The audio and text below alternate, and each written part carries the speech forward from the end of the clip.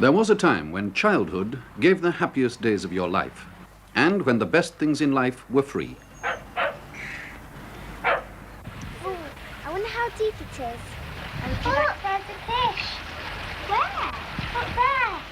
Oh, went straight down. Probably the best things are still free. But in the past 20 years, industries that supply things for children's leisure have boomed.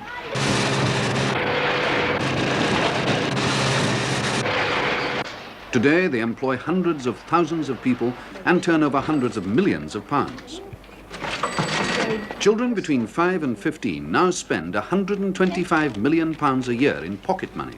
And far the biggest share, nearly a fifth, goes straight into the confectionery shop. Every year, little fists hand £24 million across the counter for sweets and ice cream.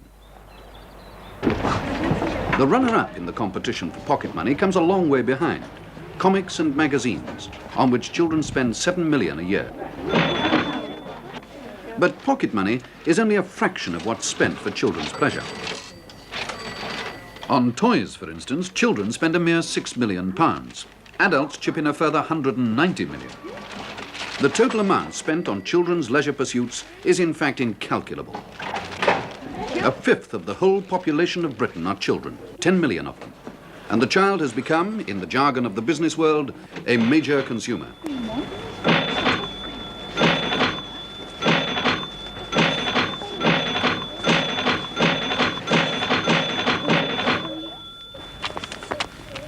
This program will make no attempt to assess the effect on children of commercial pressures. Its purpose is to show economic developments inside three main industries which serve the children's leisure market: toys, books, and television. You can depend on me, 'cause I'm your friend. Even in the gloom of the past 2 years, retail sales of toys have been running at about £200 million a year. The manufacturers don't get so large a proportion of that. On the factory price, wholesalers add their 36%, the government about as much again in purchase tax, and the retailer 50 to 55%. But with exports, British manufacturers are earning £80 million a year, just about double what they were taking in 1960. And certainly, at the big toy fairs held in January at Harrogate and Brighton, one's first impression was of cheerful prosperity. 1,000. Now, how much is it? That's £3 I have 3 of them. Yes, please. There's a tradition of ease and affability in the industry.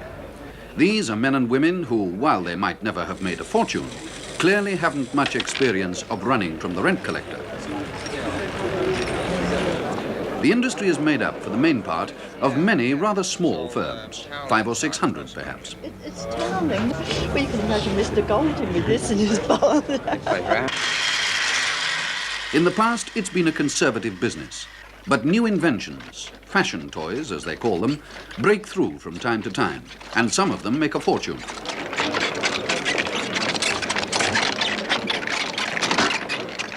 The Dennis Fisher Group did it with Spirograph.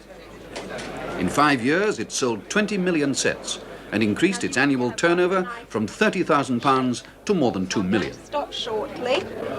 This time, Bluebell were confident they were onto a winner, a doll with a beating heart. Norman Stevens. We've had to be very careful about Miss Happy Heart because it is a very valuable property. And as a security situation, and I emphasise that we don't leave these things lying around for obvious reasons, we have put it into the bank every night, and when it does leave our possession under other circumstances, we do have a professional security guard guarding it.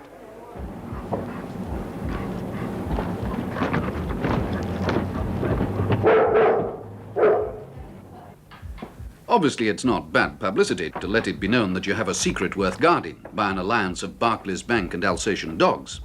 But it is a fact that new ideas are hard to come by and easy to copy. What the big firms guard most closely is not their inventions, but their statistics, just how big the market is for any one of their lines. If they're doing well, they don't want to encourage new competitors to move in for a share. If they're doing badly, they don't want to say so. There is in fact no doubt about how the toy industry in general is doing at present. It's doing badly. And at the annual toy fairs, there was a strong undercurrent of anxiety. It was anybody's guess just how long some old friends could stay on their perch. It is true that the toy trade are in difficult times. This is demonstrated adequately by the fact that the top 20 companies in our business showed a net profit of less than 1% over the past financial year's trading. At the same time, 70% were wiped off share values, and I think this adequately demonstrates that we are in a tough situation. As to the solution, prices must reflect a carefully calculated profit situation to cover rising costs during the year. Now, my own company, our turnover was 62% up in 1970 as compared with 1969. But the profit return certainly wasn't in that ratio. In fact, in the final analysis, it was rather disappointing. The general economic depression has hit the toy trade hard. But much more ominously, it's been shaken from top to bottom by the implications of an industrial battle on a scale beyond anything that could have been imagined a few years ago. It's about little cars, the die-cast things that have been on sale for years, dinkies since before the war. Lesney broke into the market with their Matchbox models in the 50s. Leslie Smith. We have expanded rapidly since 1953, going from one factory to another factory or increasing the size of these factories. And then in 1960, we became a public company, a very successful issue at the time. We were oversubscribed by 15 times. And we continued to grow, had worldwide markets, the United States being our biggest market. In fact, over 40% of our products were exported to the United States. And I think the figure of the company's worth at our peak in 1968 was in the region of 130 million pounds.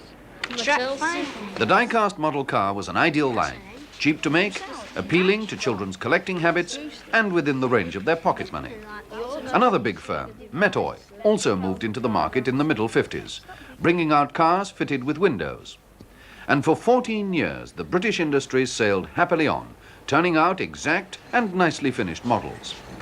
They sold in millions. Then, in 1969, the new thing came from the United States. Mattel, the biggest toy company in the world, brought over its Hot Wheels. The principle is simple. The cars go a long way on a small push, because wheel friction has been cut to a minimum. It was a considerable piece of industrial engineering to apply this in the mass manufacture of a cheap toy. Mattel made a noise about it. They're the fastest miniature metal cars you've ever seen. Hot Wheels, available separately or in sets like the Strip Action Set, the Stunt Action Set, or the Hot Curves Race Action Set. Hot Wheels, only from Mattel. Lesney, the Matchbox people, knew what was coming, because Mattel had already knocked them for 6 in the American market. We were not ready for it when it came, unfortunately, but directly we began to see that the fashion was changing. We set to and had to modify all our molds to accommodate this new type of low friction wheel concept. Very extensive job, because it meant that a lot of our equipment which we had built over the years were little value. Had to produce a special plant for producing these new types of axles and the hot stamping of the wheels, so as to make the model more realistic and give more fun and pleasure. And it has taken us, I suppose, nearly 18 months to get ourselves right in this direction. And now we're ready to tackle, once again with confidence, the world markets which we feel rightly belong to us. So Lesney and Metoy and their American rival Mattel spent hundreds of thousands in a frantic model car race.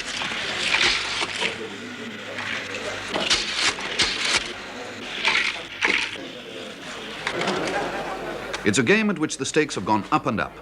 And if these scenes look more like casinos than stands at a toy fair, it's not really surprising. The market at home and in North America is glutted with die-cast models, and everybody's on a loser. In 1970, Lesney lost more than £1 million. They closed down a factory and sacked 800 workers. A few months later, Metoy got rid of nearly 1,000 workers, a fifth of its labour force. Mattel just won't say how much it's losing on its British operation. But with world sales of about £100 million a year, Mattel can stand a loss over here and still throw money into the research that gives it a constant flow of new products. Toys, in fact, are no longer small time. They're now in the enormously expensive business of rapid innovation and big promotional campaigns. In 8 years, the amount spent on television advertising alone has risen by 6 times to £1.5 million a year. Most of it thrown into a bombardment of the child audience in the few weeks before Christmas. Super new clothes. Discotheque. Belle of the Ball. Catsuit. They're gorgeous. Matchbox Motorway. Can you catch the criminal? Block the bank robber. The Corgi Rocket Skypark set is more than fun. It's a rocket miracle. It's Chuckles. Throw Chuckles in the air and she laughs. Can you control traffic? Got the know-how of a traffic cop? Think so? Prove it. Challenge your friends. Motorway and switcher track at toy stores now. You see it fall. Spirograph, seeing the way costs were soaring, sold out to General Mills, an American food company with a toy subsidiary. Bob Fieldhouse. Well, really, the explosive growth of the toy trade is really the explanation, in the sense that originally they used to call it the toy game. Now it's a toy industry, because it's one of the growth industries connected with leisure. But basically, the toy trade was always undercapitalized. It was based on families and small concerns, and the enormous growth of the trade, and hence the requirements for capital in order to back up research programs, advertising programs, stocking programs is such that money had to come in from somewhere. And by and large, our American friends were the people who had money. You can depend on me, 'cause I'm your friend. Our American friends, by autumn 1971, had taken control of about a fifth of this country's toy manufacturing market. Then came the staggering news that Britain's biggest toy firm, Lines Brothers, shaken by a loss of £4.5 million last year, had put the parent company of the Meccano, Triang and Pedigree Group into voluntary liquidation. They couldn't raise enough American money to hold their empire together. For lesser firms, there's now a strong temptation to follow the Spirograph line and sell out while the going is good. But out in Brighton's briny breezes, remote from all these cares, representatives of a firm too small to worry were launching a new product. It's a balloon in which the air is heated by a little gas stove. It rises on a good day to 150 feet. Then the hot air gets cold and it falls, and you can run after it and pick it up again. Cambridge Educational Games regard it as a toy for grown-ups. Adults, they say, are having to regress to toys in order to come to grips with the world. And that, they claim, is very much an expanding market. 5, 4, 3, 2, 1, 0.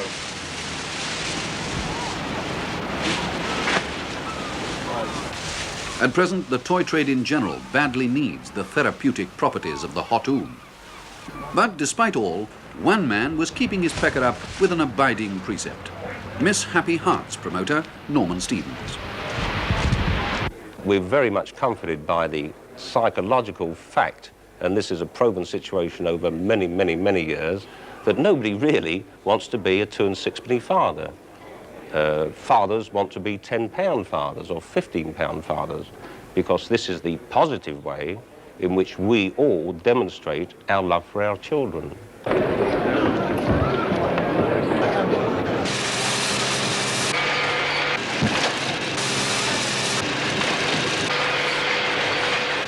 Children's books. Their making is a major part of the publishing industry, employing thousands of people and earning millions of pounds. There are two kinds of bestsellers, textbooks and those endless series for young children whose lovable characters get made into toys and used in advertising. We'll return to character merchandising when we come to look at television, which is now its real heart. Straight children's fiction, books written for older children, is still big business. More than 1,700 new titles are published every year, and a child's book will normally go on selling for much longer than an adult novel, as new batches of customers grow to the right reading age. But it's doubtful whether half a dozen people can earn a living as children's authors, and it's a long haul. Tolly, come on. Leon Garfield, chairman of the children's branch of the Authors Society, now enjoys the leisure and the pleasure of an author's life. But it took more than 12 years doing a regular job in a hospital and plugging away at his writing in his spare time. Most children's authors do well to earn £300 a year. What keeps them at it?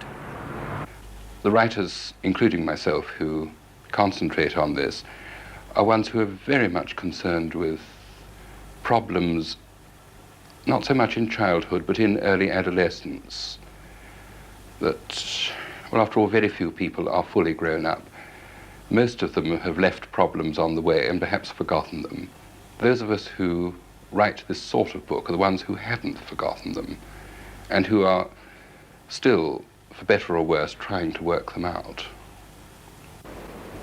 Alan Garner uses not only the psychological situations of his childhood, but also the physical locations. He earned about £8,000 last year, but through years of penury, he's never seriously considered any other job. I started to write for children because at the age of 21, when I made the big decision in capital letters, I felt that I couldn't write for people older than myself. Since then, I found that children, and by children I mean adolescents, form the best audience in that they're more receptive, they are more sensitive, and from my point of view, they're more intelligent. In other words, they get what I'm writing about. I've no particular affinity with children. Individuals drive me mad, and when I see them in the mass, I can be as bolshy as anybody can be about children. Oh, has somebody got a pen that works? Here's a pencil. No, I don't like pencils. Right. Whatever their feelings about children, writers can't afford to avoid meetings arranged primarily for publicity. Now, why do you want me to sign these things? Come on, why do you want these things signed? What difference does it make? Hardback books are not usually sold to children. Some are bought as presents by adults. But by far the greatest proportion, about 80%, is bought by public and school libraries, which spend about £2.5 million a year. It's a sore point with the industry that libraries not only get books at a discount, but pay no more however many times a copy is lent out. And to add to the gloom, the market for specifically children's books has been contracting through the 60s.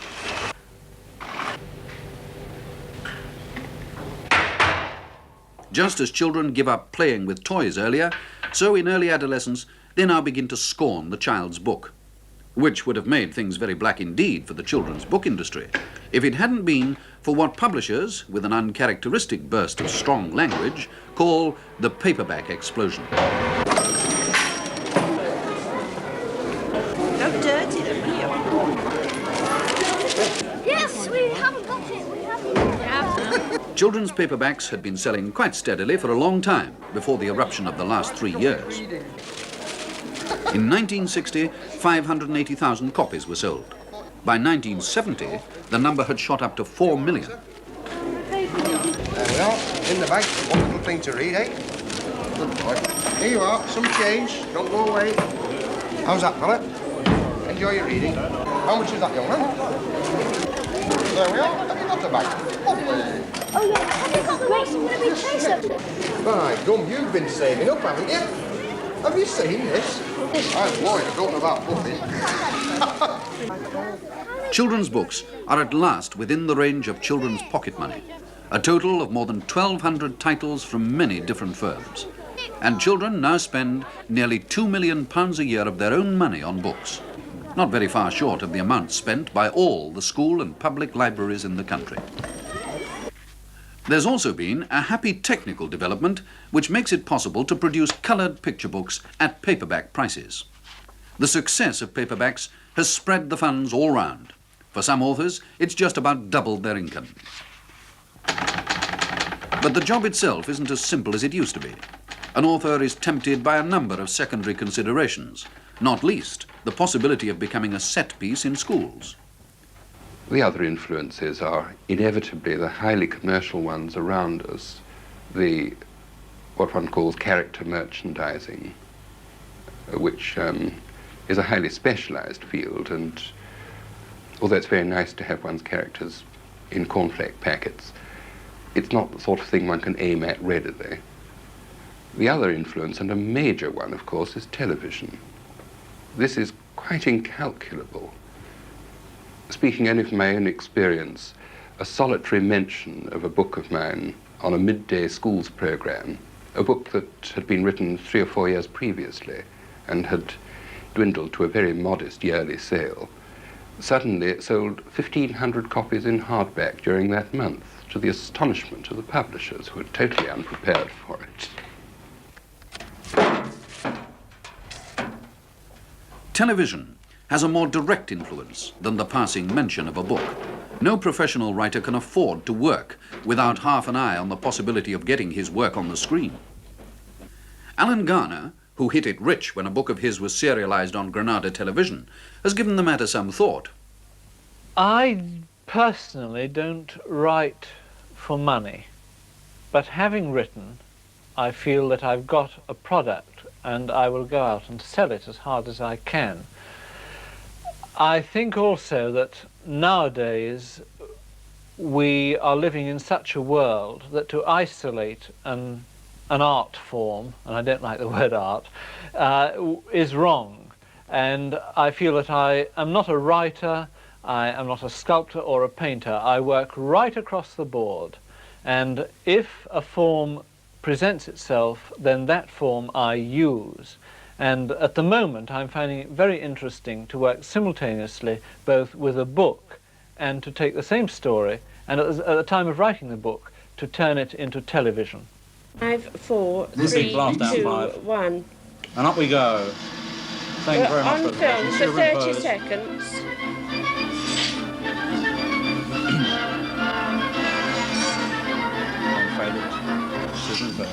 Television is the newest and the biggest industry serving children's leisure.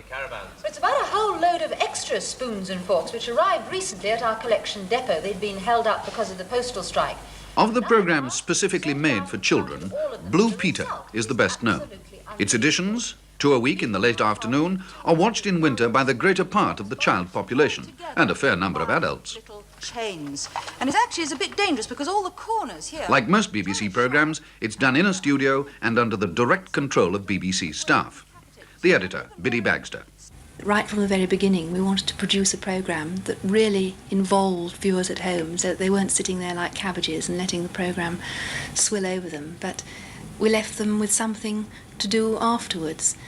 And I think there is proof that the children are involved, because apart from the viewing figures, which are very high, we do have 3,000 letters a week mostly from children, and many of these contain extremely useful ideas for the programme, which are incorporated into the Monday and Thursday editions. We had a letter the other day from a little boy, aged 10, who gave us detailed plans of transforming his teddy bear into a footballer. And I don't think he'd have gone to all that trouble if he hadn't been proud of his idea, and he hadn't felt that we would make use of it on the programme, which indeed we will.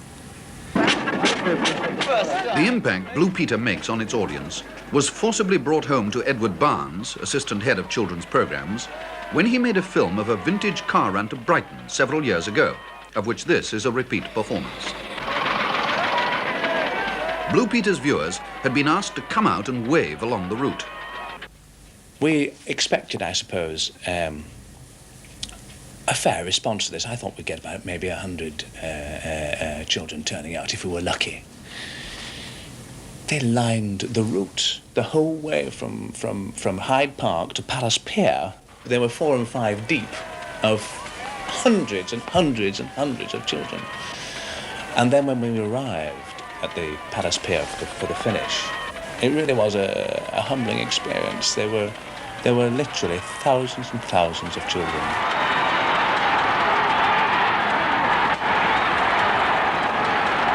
We then realised that, in fact, if we'd been in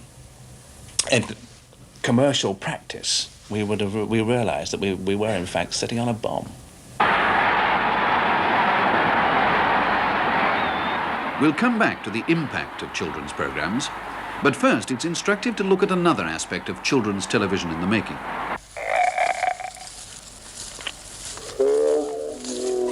Yes, well, now, it said hello, didn't it? Hello. Now, what does hello look like?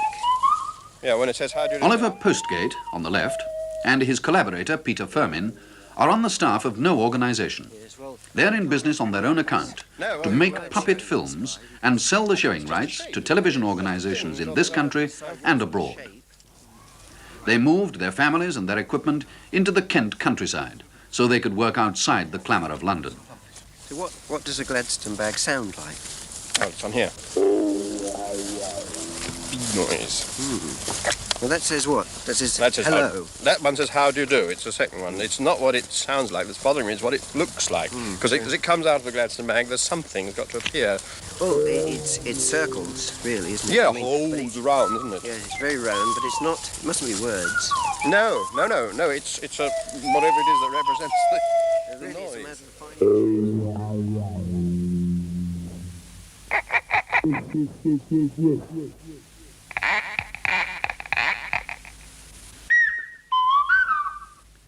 The Clangers were a series of 13, now made up to 26, and shown on BBC One.